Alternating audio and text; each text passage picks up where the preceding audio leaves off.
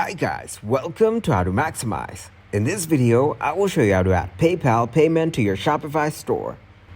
First, open your Shopify store in the web browser. Here, click on Settings on your bottom left corner. Then click on Payments from the dashboard. Scroll down and click on Add Payment Methods.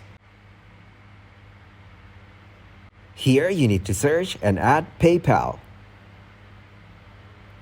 Once it is added here, click on Activate PayPal.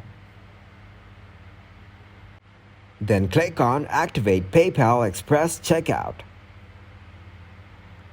After that, you need to go to your PayPal account and add up your Shopify store info in order to activate it. It will also ask for some basic details of your account.